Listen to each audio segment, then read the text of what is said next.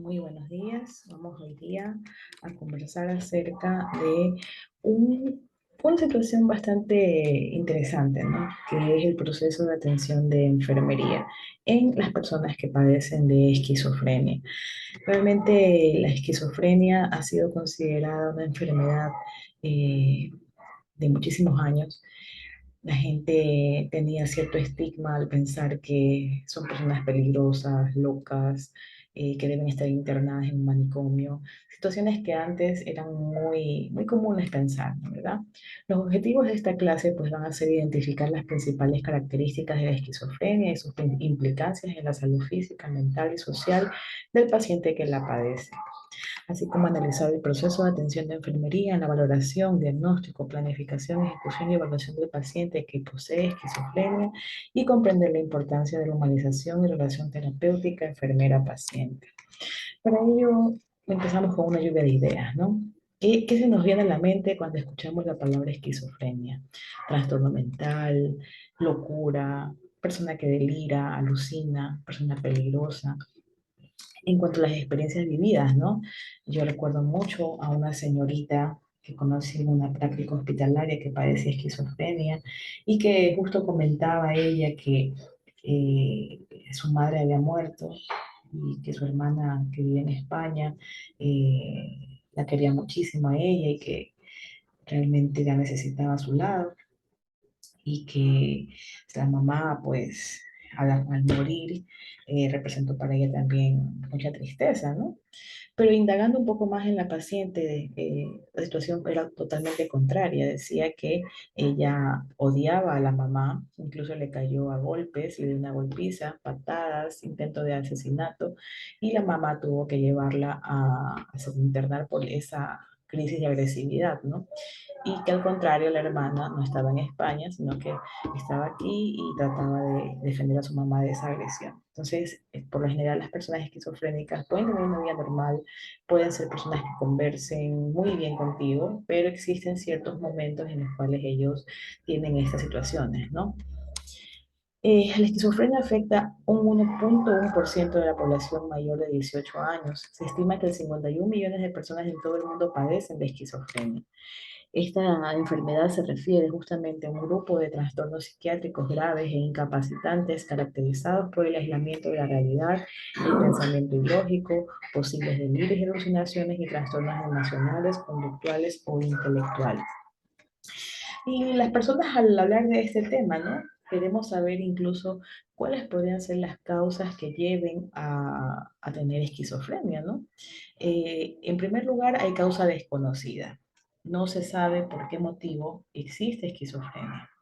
Las teorías van desde la parte genética hasta la parte prenatal y postnatal, y también incluso factores bioquímicos en el caso de los neurotransmisores, ¿no? En los factores genéticos hablan de que existe un 70% de posibilidades de heredabilidad, lo cual quiere decir que el 70% de personas que tengan esquizofrenia pero creen hijos, sus hijos tienen ese porcentaje de probabilidades de tener esquizofrenia.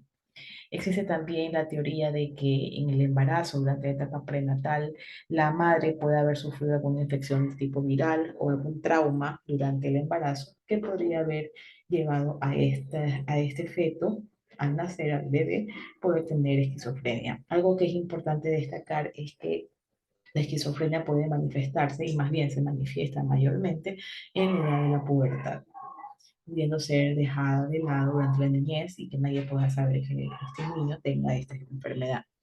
Puede ser también consecuencia de hipoxia neonatal, y en cuanto a los factores bioquímicos, hablan de que que la secreción excesiva de la hormona dopamina, este neurotransmisor dopamina, puede llevar también a la presencia de esquizofrenia. Últimos estudios hablan del glutamato también, y que realmente es un descubrimiento que ha sido reciente, que menciona que el glutamato tiene una acción directa a estar presente en las personas esquizofrénicas. Remontando un poquito lo que es el proceso de valoración de atención de enfermería, tenemos que este proceso, recordando un poco, está basado justamente en un método científico, ¿verdad? El método científico en el cual se hablaba de una observación previa, de una hipótesis, comprobación de la hipótesis, evaluación de los resultados y que pueden llevar eso a la ciencia, ¿no? El proceso de atención de enfermería está basado en este método y justamente posee 5 etapas que se engloban en el método científico. Tenemos la valoración, el diagnóstico, la planificación, la ejecución y la evaluación en el tratamiento que uno le da a los pacientes.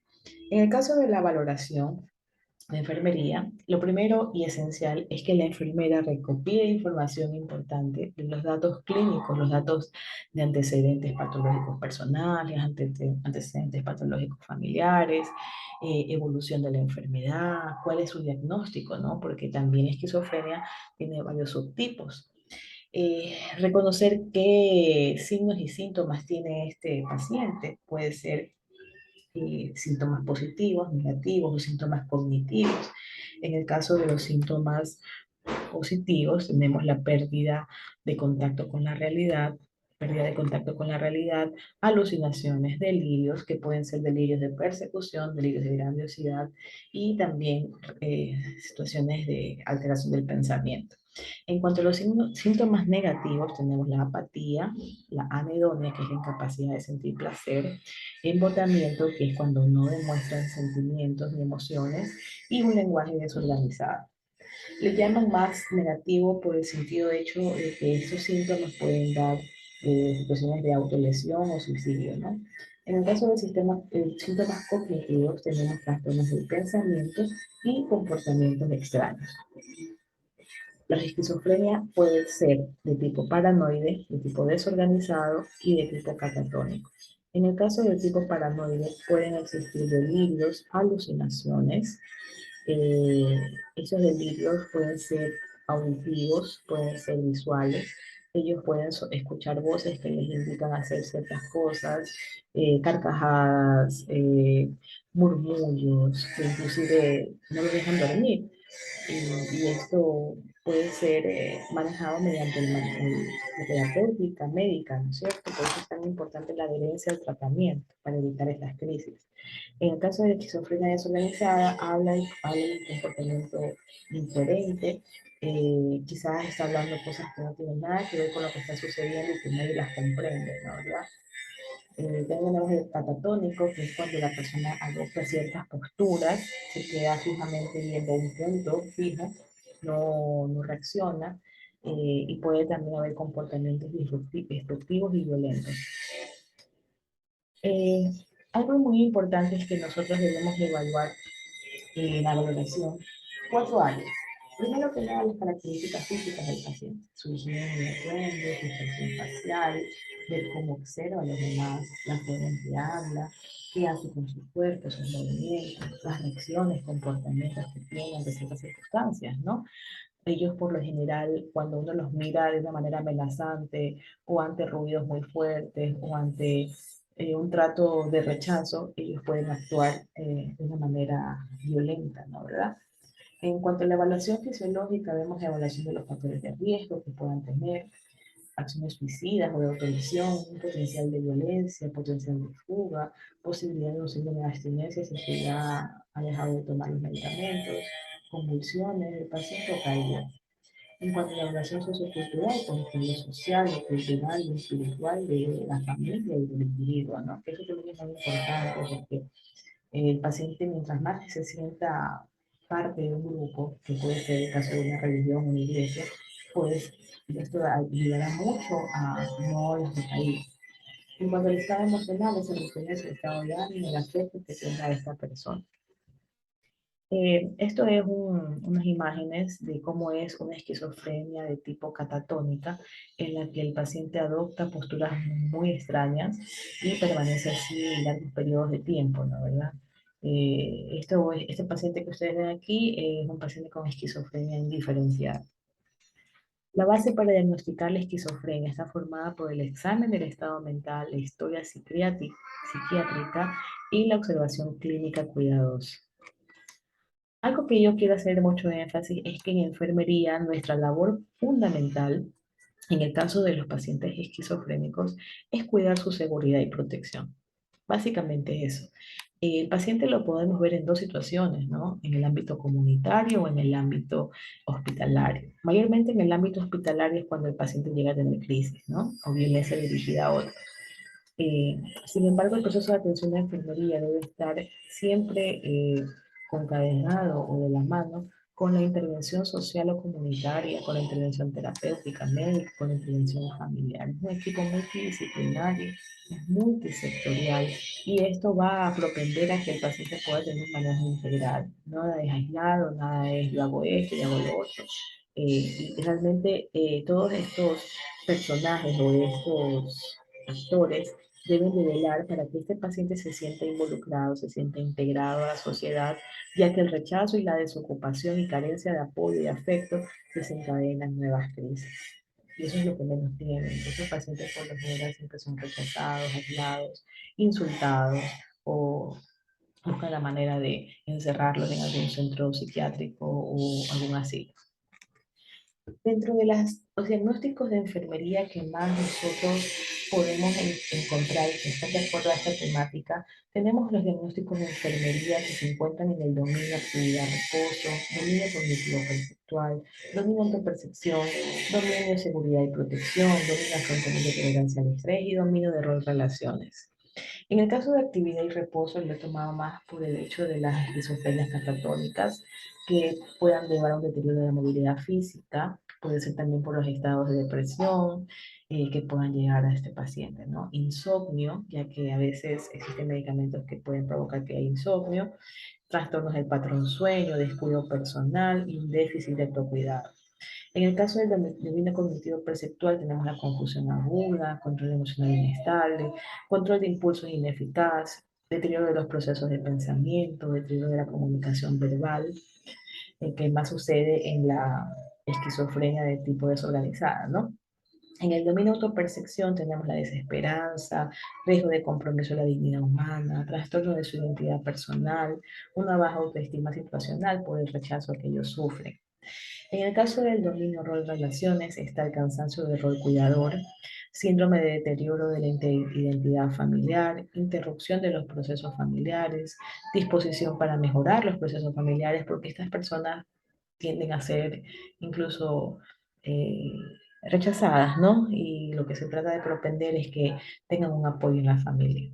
Un desempeño ineficaz del rol, un deterioro de la interacción social, síndrome de estrés de traslado, un afrontamiento defensivo, afrontamiento ineficaz, disposición para mejorar el afrontamiento ineficaz de la comunidad, afrontamiento familiar incapacitante, negación, temor, deterioro de la regulación del estado de ánimo, aflicción crónica y un síndrome de abstinencia agudo. Es realmente muy rico los diagnósticos de la NANDA en cuanto al tema de la esquizofrenia. ¿Cuáles serían las metas de enfermería? Pues realmente en cuanto a la seguridad y protección está reducir la gravedad de los síntomas psicóticos, prevenir la recurrencia de episodios agudos, satisfacer necesidades físicas y psicosociales del paciente, ayudar al paciente a obtener un nivel óptimo de funcionamiento y aumentar el cumplimiento del paciente con el tratamiento y el plan de enfermería. En el caso de las intervenciones de enfermería, pues tenemos que hay que valorar si la incoherencia en el habla es crónica o si es más bien súbita, con una exacerbación de los síntomas que nos demuestre eso, ¿no? Identificar la duración de la medicación antipsicótica del cliente, mantener una voz baja y hablar despacio, tanto como sea posible, puesto que nuestro tono de voz, si no es el adecuado, puede ser interpretado como una amenaza y puede causar temor y reacciones no adecuadas del paciente hacia nosotros. Mantener un ambiente tranquilo, silencioso y lo más libre de estímulos posibles. Autocuidado, facilitándolo por medio los cuidados de enfermedad durante la crisis, fomentar la seguridad y protección del paciente, apoyo emocional, disminución de la ansiedad, administración de los medicamentos prescritos y fomentar la adherencia terapéutica mediante el cuidador principal, prevención del suicidio o autolesión con la vigilancia perenne de estos pacientes y apoyo familiar y apoyo al cuidador familiar. Espero haya sido de su agrado esta pequeña información, esta pequeña charla sobre el proceso de atención de enfermería en esquizofrenia. Me despido recordándole la importancia de que nosotros como enfermeros tengamos nuestro lenguaje propio y nuestro proceso que demuestre la profesionalización a la cual tenemos desde hace muchísimos años. Y me despido con esta frase: el estado de la vida no es más que un reflejo del estado de nuestra mente. Si nuestra mente está llena de basura, llena de pensamientos negativos, llena de pensamientos que nos hacen daño, nuestra vida será reflejo de estos pensamientos y debemos tratar en lo mínimo posible de llenarlo de esos contenidos lesivos y al contrario llenarlo de positivismo, optimismo, deseos de lucha y saber que el fracaso que tengamos en algún momento en la vida son simplemente peldaños que tenemos que ir superando para llegar a ser exitosos. Muchísimas gracias.